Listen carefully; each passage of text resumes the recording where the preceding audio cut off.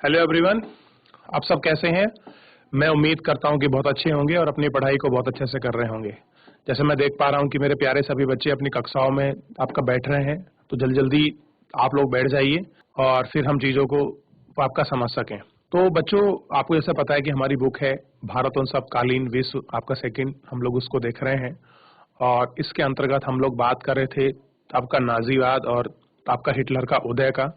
और हम अभी इसमें सेकंड यूनिट में वो एंटर करें अंदर ही आपका चैप्टर के हिटलर का उदय हम लोग आपका देख रहे थे। तो सबसे पहले हमने पूरी जर्मनी के कहानी को पढ़ा, उसकी स्थिति को पढ़ा कि आपका जर्मनी में आपका नाजियों का उदय कैसे हुआ, आपका नाजीवाद था क्या, कैसे वहाँ आपका लोगों को आपके मारा जा रहा था, क्या उसका रीजन था। इन सभी चीजों को हम लोगों ने अपने इस लेक्चर के माध्यम से पढ़ने की आपका कोशिश की और जानने की आपका कोशिश की थी मेरे बच्चों।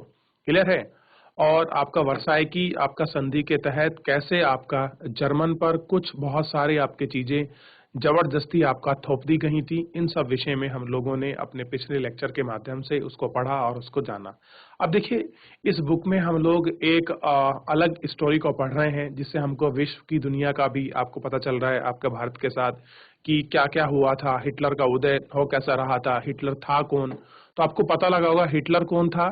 एक आपका सेना में जो डाकिया होता है उस आपके पोस्ट पे था, और डाकिया की आपका पोस्ट से लेकर तानाशाह तक का जो उसका सफर रहा है, उस सफर को आपने पढ़ा है। और कुछ स्थिति को आप लोग जान भी चुके हैं कि वो कैसे मंत्री बना, वहाँ की जनता में कैसे आज की उम्मीद आपकी दिखाई दी कि हमारी सारी आर्थिक समस्याओं का और आपके सामाजिक आपकी समस्याओं का वो आपका निवारण कर सकता है।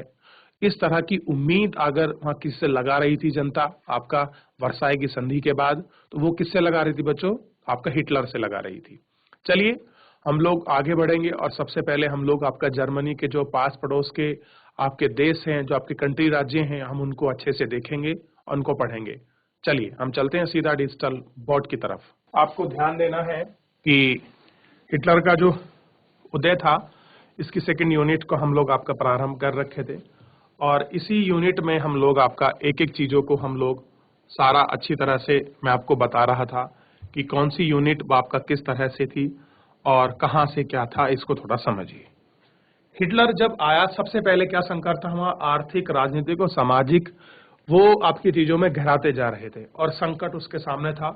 और यही संकट ने शायद ऐसा किया कि जो आपके जर्मन का संकट उसके सामने पड़ा हुआ था, उस जर्मन संकट ने उसको आप ये मान लीजिए कि उसको रास्ता साफ कर रहा था।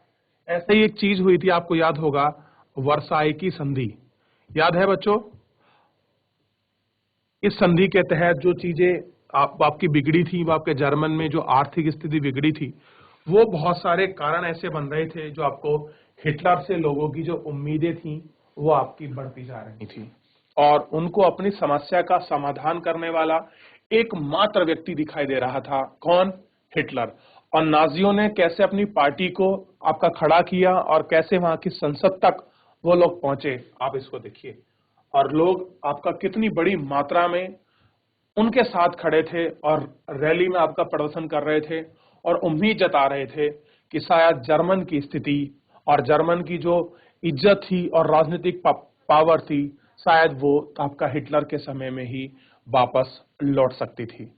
आपको पता होगा कि हिटलर जर्मन के आपके डिक्टेटर थे, वहां के तानाशाह थे, यानी कि जर्मन में चांसलर का रूप चलता है। क्लियर है। वहां चांसलर क्या करता है, सारी जो आपकी पावर्स हैं वो उनको लेकर आपका चलाता है।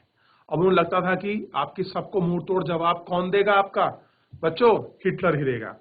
अभी देखिए, इसमें हम बात कर रहे थे सबसे पहले पुनर्निर्माण की बात, कि हिटलर ने अर्थव्यवस्था को पटरी पर जाने की जिम्मेदारी भी वहां के अर्थशास्त्री को सौंप दी कि आप क्या करें, कोशिश ये करें कि हमको 100% उत्पादन करना है और उतना ही फीसदी हमको रोजगार भी देना है, ताकि हम सब चीजों को जितनी हम तरह से योजना चला सकें और 100% उनका रिजल्ट हम लोगों को आपका चाहिए था। अब सबसे पहले एक बार यूरोप का एक छोटा सा मैप है, इस मैप को सभी बच्चे बड़े ध्यान से देखिएगा। आपको जर्मन दिखाई देगा और उसके साथ जो अन्य देश हैं वो आपको दिखाई देंगे। इनको देखिए, देखिए सबसे पहले ध्यान दीजिए आप लोग, फिर हम लोग आगे बढ़ते चलेंगे। ये है आपका जर्मन, दिखाई दे रहा है। बेल्जियम उसके पास में है, फ्रांस उसके पास में है, Switzerland, Austria, Hungary, Poland, Lithuania, Denmark, आपका नीदरलैंड और ये रहा ब्रिटेन। ये सब इसके पास पड़ोस के बगल के राष्ट्र। और ये सब कौन है? ये आपकी यूरोपियन कंट्री हैं, आपका यूरोप महाद्वीप के ही देश हैं। ऐसे पढ़िए आप लोग इनको, ठीक। तो सब क्या है, अब यहाँ जो ये सारे देश है इनमें भी होड़ लगी हुई है कि मैं सुपर हूं, मैं सुपर हूं और मैं सुपर हूं, कि मैं ज्यादा ताकतवर हूं। क्लियर है? और आपको पता है जब प्रथम वर्ल्ड वार हुआ तो प्रथम वर्ल्ड वार के बाद जर्मनी की स्थिति बहुत खराब हो गई। वर्साई की संधि के तहत इन पे बहुत सारी चीजें आपकी थोप दी गई और इनके सामने कुल मिला के आर्थिक और पॉलिटिकल जो आपका संकट था वो ज्यादा बड़ा हो गया और गहरा गया, जिससे क्या हुआ, जर्मन की जो स्थिति थी वो आपका दिन पर दिन डूबती चली गई। आइए अब यहां से हम लोग आपका शुरू करते हैं अपने लेक्चर को और चीजों को पढ़ने की कोशिश करेंगे। लेकिन हिटलर यह नहीं यहां नहीं रुका। सख्त ने हिटलर को सलाह दी कि सेना और हथियारों पर ज्यादा पैसा खर्च ना किया जाए क्योंकि सरकारी बजट अभी भी घाटे में ही चल रहा है। अब देखिए लोग उनको कह रहे थे, और जो सख्त थे वो लोग क्या कह रहे थे कि आप हिटलर को ये आपकी सलाह दी कि हम अपना पैसा सेना पर और हथियारों पर ज्यादा खर्च नहीं करेंगे क्योंकि जो हमारा बजट होता है, सरकारी बजट, बजट क्या होता है बच्चों? बजट होता है किसी भी सरकार का एक साल का पूरा ब्यौरा कि हम कितना पैसा कहाँ खर्च करेंगे। तो वो कह रहे थे कि हमको कहाँ खर्च नहीं करना ज्यादा पैसा, अपना डिफेंस पर और एनिमेशन पर हम लोगों को अपना खर्च नहीं करना है। क्लियर है? लेकिन नासी जर्मनी का एहतियात पसंद लोगों के लिए कोई जगह नहीं थी। सख्त को उनके पद से हटा दिया गया। हिटलर ने आर्थिक संकट से निकलने के लिए युद्ध का विकल्प चुना। अब हिटलर को लग रहा था कि अगर हमको इस आर्थिक संकट से निकलना है तो युद्ध ही एक क्या बचा है, लास्ट ऑप्शन है। वह राष्ट्रीय सीमाओं का विस्तार करके ज्यादा से ज्यादा संसाधन इकट्ठा करना चाहता था। वो ये सोच रहा था कि अगर मेरे को इस आर्थिक संकट से दूर होना है तो मेरे को युद्ध करना होगा, और युद्ध करने से क्या होगा, जो मेरी सीमाएं हैं उनका विस्तार यानी कि एक्सपेंड होगी, वो देश बढ़ेंगे, मैं बहुत सारे क्षेत्र को अपने अंदर लूंगा और बहुत सारे संसाधन इकट्ठा कर लूंगा, और जिससे क्या हो जाएगी कि आर्थिक जो समस्या बन रही है जर्मन के अंदर वो आपका दूर हो जाएगी। अब देखिए कैसे, मान लीजिए ये वाला पूरा पार्ट एक बार हम लोग दोबारा देखते हैं और समझने की कोशिश करते हैं कि कैसे उसकी युद्ध नीति काम कर रही थी। मान लीजिए ये जर्मन है। अगर जर्मन को लगता है कि मैं ऑस्ट्रिया पर युद्ध कर दूं तो इसका बहुत बड़ा रीजन कहां पहुंच जाएगा, जर्मनी में जुड़ जाएगा। जितने भी इसकी आर्थिक लोग हैं और वहां की स्थिति अच्छी है तो मेरे को हेल्प मिलेगी। या मैं आपका स्विट्जरलैंड को मिला लूं तो अपने में कुछ स्थिति हो सकती है, पोलैंड का कुछ भाग कब्जा लूं, ठीक है, डेनमार्क का कुछ ले लूं, तो इसको जितना भी युद्ध करना था वो अपने पड़ोसियों से करना था या किसी और के बाहर व्यक्ति से, अपने पड़ोसियों से। और सीमा का विस्तार क्या होगा कि जैसे ही सीमा का विस्तार होगा तो बहुत सारे क्षेत्र क्या होंगे, इसके क्षेत्र में आकर मिल जाएंगे, और इसके क्षेत्र में आकर मिलने की वजह से क्या होगा, इसका चीज, इसकी काम बड़े आसान हो जाएंगे क्योंकि फिर उसको राजस्व के लिए एक बड़ा क्षेत्र और एक आपकी जनता मिल जाएगी जिससे वो अपनी चीजों को आपका चला सकता है। अब देखिए इसी लक्ष्य को ध्यान में रखते हुए सितंबर 1939 में उसने पोलैंड पर हमला कर दिया। कहां हमला कर रहा है बच्चों, ध्यान देना है, पोलैंड पर अटैक किया है। आइए पोलैंड की स्थिति को हम लोग आपका जान लेते हैं। सारी चीजें हम लोग आपका पढ़ रहे हैं। देखिए कहीं आपको पोलैंड दिखाई दिया, ये थ्योरी तो मैं बता रहा था आपको अभी। अब देखिए कहां अटैक कर दिया उसने, पोलैंड पर। क्यों? अगर पोलैंड का एक अच्छा खासा रीजन उसके पास पहुंच जाएगा तो बहुत बड़ा क्षेत्र होगा, तो वहां कुछ आपके संसाधन होंगे, कुछ रिसोर्स होंगे, वो उनको बेचकर, उनको निकाल कर अपने देश में जितनी जरूरतें वो उनको पूरा कर सकता है, और वहां की कुछ जनता भी आपकी सम्मिलित हो जाएगी, इसके टैक्स वैक्स के वहां कुछ कलेक्शन से उसके मतलब उसको हेल्प मिल सकती है। बाकी उसको कोई अदरवाइज दूसरा ऑप्शन नहीं बहा रहा था क्योंकि खुद कैसे था, खुद अपनी मंदी की दौर में गुजर रहा था। और देखिए पॉलिटिकल संकट तो वहां था, बरकरार था कि अस्थिरता बनी हुई थी, नरसंहार हो रहा था, लेकिन सबसे बड़ी उनके सामने समस्या थी आर्थिक संकट से कैसे उभरा जाए। हिटलर के सामने सबसे बड़ी चुनौती ये खड़ी थी फिलहाल। आइए, तो उसने कहां करा? पोलैंड पर अटैक किया। अब देखिए, इसकी वजह से फ्रांस और इंग्लैंड के साथ भी उसका युद्ध हो गया।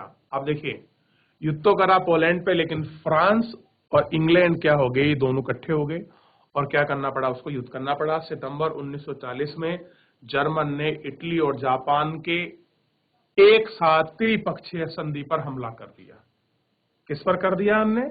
इटली और जापान की एक त्रिपक्षीय आपकी संधि हुई थी और उस पर हमला कर दिया। इस संधि से अंतर्राष्ट्रीय समुदाय में हिटलर का दबाव और मजबूत हो गया। अब देखिए, कोई संधि थी, फिर भी उसने अटैक कर दिया, तो उसका पॉलिटिकल प्रेशर जो था वो वर्ल्ड को देखने को मिला कि अब क्या हो रहा है, हिटलर आपका शक्तिशाली हो रहा है। ऐसा मैसेज आपके पूरे वर्ल्ड में गया। किसके खिलाफ? हिटलर के आपके इसमें कि यार वो तो बहुत मजबूत हो रहा है। यूरोप में ज्यादातर देशों में नाजी जर्मन का समर्थन करने वाली कठपुतली सरकारें बैठा दी गई। अब कह रहे हैं कि जो भी उनका समर्थन करे सबको उनको दाब लिया, सब नाजियों के पक्ष में थे। 1940 के अंत में हिटलर अपनी ताकत के आपके शिखर पर था। यानी कि इस तरह से 1940 में हिटलर की जो जितनी पावर थी वो अपनी पीक पर, शिखर पर पहुंच गया कि ये सबसे हाईएस्ट पावर है, इससे ज्यादा नहीं हो सकता। और वो कब पहुंचा हिटलर? 1940 में, 1940 में हिटलर ऐसी एक बहुत ऊंची कामयाबी पर अपने शिखर पर पहुंच गया। ठीक, अब देखिए, अब क्या था? अब हिटलर ने अपना सारा ध्यान पूर्वी यूरोप को जीतने के दीर्घकालिक सपने पर केंद्रित कर दिया। कहां कर दिया? कि हिटलर को क्या जीतना था अपना? ध्यान दीजिए, पूर्वी यूरोप को जीतने पर लॉन्ग टाइम का अपना सेंटर फोकस कर लिया कि मेरे को क्या करना है? ईस्टर्न यूरोप को जीतना है।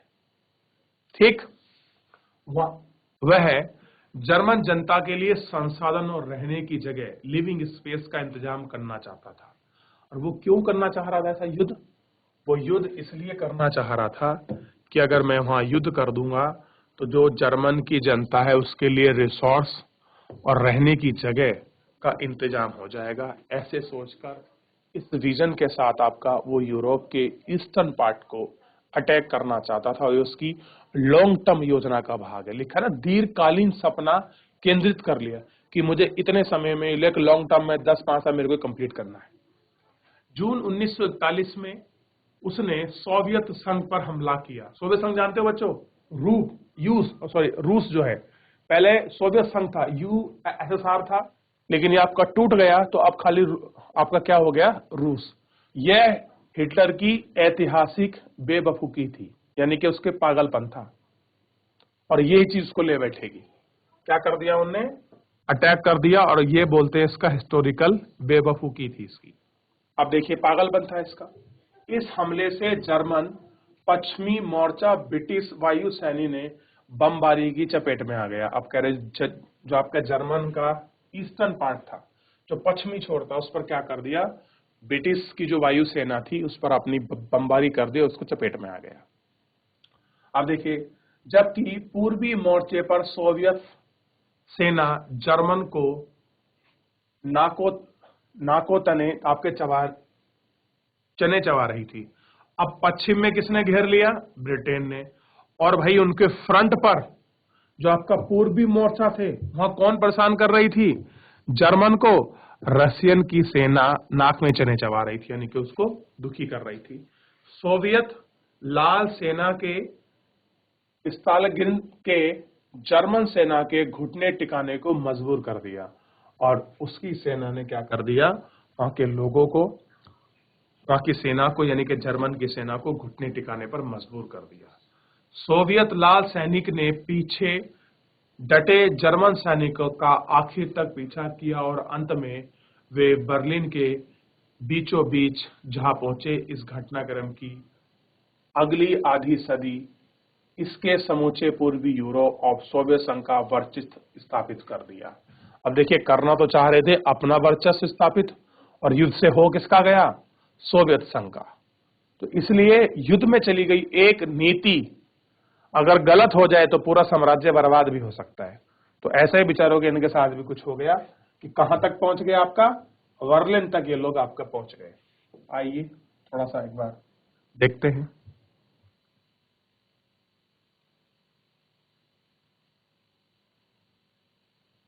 अब आपको देखने की आवश्यकता होगी कि अब आप कहेंगे सर इसमें तो कहीं आपका सोवियत संघ दिख नहीं रहा, तो ये है यूएसएसआर, इसको देखिए, ठीक।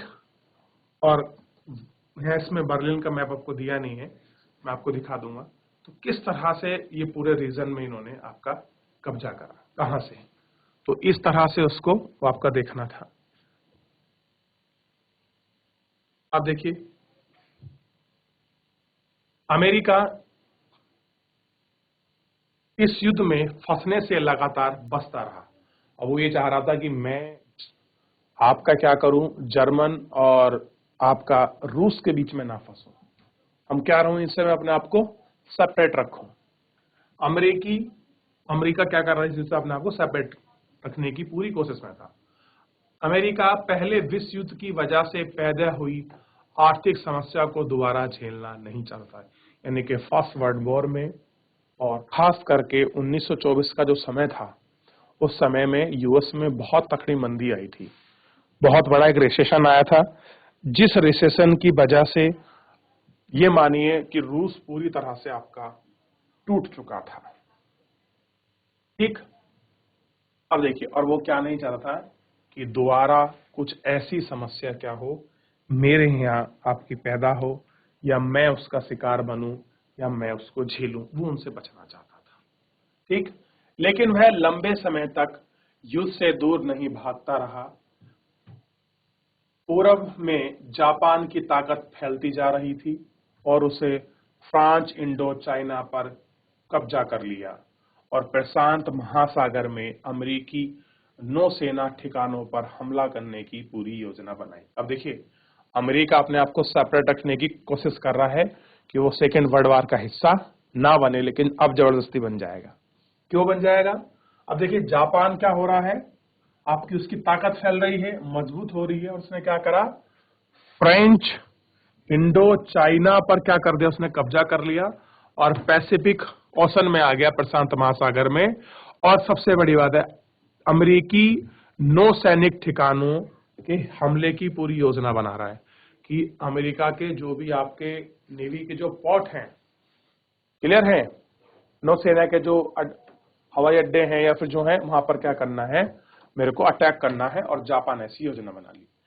जब जापान ने हिटलर को समर्थन दिया, अब देखिए हो क्या गया, जापान ने किसको समर्थन कर दिया, हिटलर को, यानी कि जर्मनी को समर्थन दिया। और पर्ल हार्बर, बड़ी फेमस घटना है बच्चों पर्ल हार्बर की, आपको ध्यान रखिएगा। यहां क्या हुआ था इस घटना के दौरान, एक पोर्ट है यूएस में, पर्ल हार्बर पर अमेरिकी ठिकानों को बमबारी का निशाना बनाया तो अमेरिका भी दूसरे विश्व युद्ध में कूद पड़ा। होता क्या है कि अब ये युद्ध का पार्ट बनना नहीं चाहते थे, यूएस वाले अपने आप को सेपरेट रखने की कोशिश कर रहे थे। लेकिन जापान क्या करता है, जापान के जो वायुसेना वाले हैं वो इस पोर्ट को तबाह कर देते हैं और यहाँ के जो हैं, जो यहाँ के सैनिक रिपोर्ट है आपका पूरी तरह से बर्बाद हो जाता है। और ये पोर्ट अकेला बर्बाद होने की वजह से यूएस को युद्ध में कूदना पड़ा सेकेंड वर्ल्ड वॉर में। और अब जैसी सेकेंड वर्ल्ड वॉर में कूदेगा वो पर्ल हार्बर का आपका बदला लेगा, हिरोशिमा और नागासाकी में वो आपका परमाणु बम गिराएगा। आपने बड़ी कहानी सुनी होगी आपके हिरोशिमा नागासाकी, तो ये कहानी है हिरोशिमा और आपके नागासाकी की, कि बम गिरने की क्या कहानी है, क्यों कूदा था आखिर में यूएस। अब देखिए, अब पर्ल हार्बर पोर्ट किसका है, यूएस का, और बर्बाद किसने कर दिया, आपका जापान ने बर्बाद कर दिया। अब देखिए अमेरिका भी दूसरे विश्व युद्ध में कूद पड़ा। यह लड़ाई मई 1945 में हिटलर की पराजय और जापान के हिरोशिमा शहर पर अमेरिकी परमाणु बम गिराने के साथ खत्म हो गई। हिटलर को हराया और जापान वालों को थोड़ी अकल सिखाई, आपका हिरोशिमा पर बम गिरकर, कौन सा बम बच्चों, परमाणु बम। बड़ा खतरनाक होता है। इससे ज्यादा खतरनाक बम दूसरा एक और है, हाइड्रोजन बम। परमाणु बम उसकी तुलना में फिर भी बहुत सही है, लेकिन परमाणु बम बहुत भयंकर, ये मान लीजिए आपकी जो आपका तबाही है वो करता है। अब उन्होंने वहां गिरा, इसी के साथ जापान की कमर टूट गई और जर्मन हार गया युद्ध में, और ये लोग आपका शांत होकर बैठ गए। तो अकेले एक आदमी की गलती की वजह से, यानी कि ना अगर ये आपका युद्ध ना करता आपका हिटलर रूस से, और ना जापान इसके समर्थन में आता, और ना जापान यूएस को अपना टारगेट करता, और ना टारगेट करता तो ना ही आपके पर्ल हार्बर जो आपका पोर्ट है वहां पर आपका अटैक होता, और अटैक ना होता तो हिरोशिमा पर और हिरोशिमा आपके नागासाकी में यूएस जापान में बम ना गिराता। तो इस युद्ध का ये पार्ट नहीं बनते, लेकिन सेकेंड वर्ल्ड वॉर में जबरदस्ती यूएस को धकेल दिया गया। अब देखिए, जहां भी युद्ध चल रहा हो, हर देश अपने आप को युद्ध में तो खास कर चाहे कोई किसी का मित्र क्यों ना हो, अपने आप को दूर रखता है। अब मान लीजिए जैसे कि एक कहानी हुई थी कि एक आप गृह युद्ध चल रहा था श्रीलंका में तमिलों के साथ, और आपका लिट्ठे ग्रुप आपने सुना होगा, और हमने वहां शांति दूत बनाकर, सेना बनाकर राजीव गांधी ने भी भेज दी थी। तो ऐसे ही कुछ चीज युद्ध नहीं होते हैं, या कुछ ऐसी चीजें होती हैं कि टर्म ऑफ कंडीशन बन जाती हैं और आपको जबरदस्ती उसका पार्ट बनना पड़ता है। तो ऐसा कुछ हमारी लाइफ में भी ये बहुत सारे फ्रेजेस आते रहते हैं और चीजें होती रहती हैं। इनको सबको ध्यान रखना है और इन सभी के साथ इन चीजों को आपका करना है और इन चीजों को समझना है। तो इस तरह से आपका सेकेंड वर्ल्ड वॉर जो है आपका समाप्त हुआ। अब आपने पढ़ लिया पूरा आपने सेकेंड वर्ल्ड वॉर की क्या स्थिति रही, यानी कि जापान और जर्मन हार गए। ठीक, इस तरह से। तो यहां तक सब चीज आपको समझ आई। आइए थोड़ा कुछ आगे देखते हैं। दूसरे विश्व युद्ध के इस सापेक्ष ब्यौरे के बाद अब हम एक बार फिर हेलमुट और उसके पिता की कहानी पर वापस लौटते हैं। अब याद है आपको कौन थे जो आप सुसाइड करता है? मेन चैप्टर के स्टार्टिंग में आप पढ़ेंगे। यह युद्ध के दौरान नाजी जुल्मों की कहानी है कि जो आपका नाजी लोग आपका जुल्म कर रहे थे। कौन थे ये लोग? जर्मन के लोग थे ये नाजी। अब देखिए, इसी में दूसरी यूनिट हमने पूरी समाप्त कर ली कि कैसे युद्ध का चीजें थी, क्या दृष्टिकोण था। इसको पूरा हम लोगों ने अपने चैप्टर के माध्यम से बहुत अच्छा देख लिया और पढ़ लिया। अब देखिए, नाजियों ने जो अपराध किए, नाजियों का विश्व दृष्टिकोण, नाजियों ने जो अपराध किए वे खास तरह के मूल्य मान्यताओं, एक खास तरह के व्यवहार से संबंधित थे। यानी कुछ उनकी मूल मान्यता थी और कुछ उनका खास एक तरह का व्यवहार तो उस पर था। नाजी विचारधारा हिटलर के विश्व दृष्टिकोण का आपका पर्यायवाची थी। इस विश्व दृष्टिकोण में सभी समाज को बराबरी का हक नहीं था। वे नस्ल आधार पर या तो बेहतर कामकार थे या नजरिए में ब्लांड, यानी कि आपका नीली आंख वाले नडेगाई जर्मन आर्य सबसे ऊपर और यहूदी सबसे पायदान पर रखे जाते थे। अब देखिए, इन्होंने ना कुल मिलाकर अगर मैं बात करूं, ये ऐसा क्यों कर रहे थे? ये लोग आपका रेसिज्म कर रहे थे, प्रजातिवाद, जातिवाद नहीं प्रजातिवाद कि, यानी कि जिनकी आंखें बाप के नीली होंगी वहां के लोगों की, और नाक्याटिक जो आपके जर्मन आर्य होंगे वो वहां सबसे आपके ऊंचे होंगे, यहूदी सबसे नीचा वर्ग होगा, और जिप्सी को आपके इनसे नीचा रखा गया। यानी कि ये क्या कर रहे हैं? ये रेसिज्म कर रहे हैं। क्लियर है? काला गोरा छोड़िए, ये आपका रेसिज्म कर रहे हैं कि जिनकी आंख नीली नहीं होंगी और वो तो आपके मूल जर्मनी नहीं है, जर्मन नहीं है, तो हम इनको क्या रखते हैं? इनको अपने चन्नी से रखते हैं, और वैसे उनका व्यवहार है। यहूदियों को नस्ल विरोधी यानी कि आर्यों का कट्टर शत्रु माना जाता था। अब आर्य भारत वाला आर्य मत समझ लेना है बच्चों। क्लियर है? बाकी तमाम समाजों को उनके बाहरी रूप रंग के हिसाब से जर्मन, आर्य और यहूदी के बीच में रखा गया, यानी कि जैसा रूप रंग होगा उसके बीच, यानी कि यहूदी सबसे नीचे हो गए उनके यहाँ। हिटलर की नस्ली सोच चार्ल्स डार्विन और हम्बर्ट सेंसपर जैसे विचारकों के सिद्धांत पर आधारित थी। यानी कि वो बिल्कुल जैसे जानवरों की तरह हम लोग देखते हैं ना, जानवरों की नस्ल दूसरी है, ये उसकी है, तो इस तरह का ट्रीटमेंट कर रहा था कौन? आपका हिटलर। आप सोचिए, इसी तरह से तो आपका चला गया। अब समझिए, डार्विन प्राकृतिक वैज्ञानिक थे। उन्हें विकास और प्राकृतिक चयन की अवधारणा के जरिए पौधों और पशुओं की उत्पत्ति की व्याख्या का प्रयास किया। बाद में हम्बर्ट सस्टेंसर ने अति जीविता का सिद्धांत, जो सबसे योग्य है वही जिंदा बचा, यह विचार दिया कि इस विचार का मतलब है कि जो प्रजाति बदलती हुई वातावरणीय परिस्थिति के अनुसार खुद को ढाल सकती हैं, वही पृथ्वी पर जिंदा रह सकती हैं। यहाँ हमें इस बात का ध्यान रखना चाहिए कि डार्विन के चयन के सिद्धांत को एक विशुद्ध प्राकृतिक प्रक्रिया कहा और उसमें इंसानी हस्तक्षेप की वकालत कभी नहीं की। लेकिन नस्लवादी विचारकों और राजनेताओं ने पराजित समाज पर अनेक साम्राज्यवादी शासन का ही सही ठहराने के लिए डार्विन के विचार का सहारा लिया।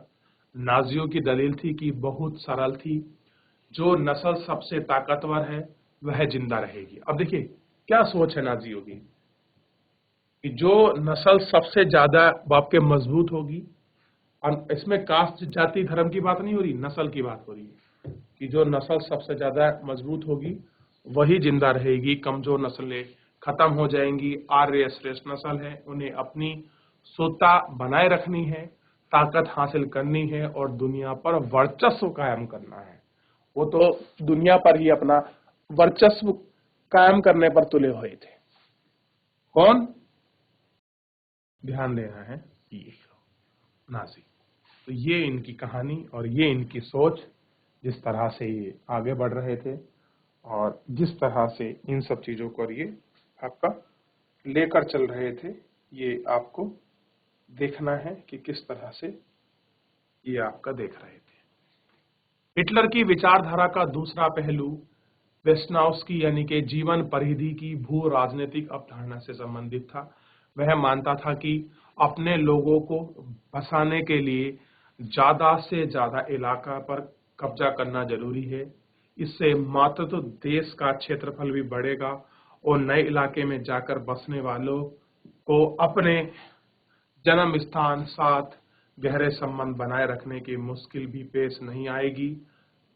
हिटलर की नजर में अब इस तरह जर्मन राष्ट्र के लिए संसाधन के बेहिसाब शक्ति इकट्ठी की जा रही थी।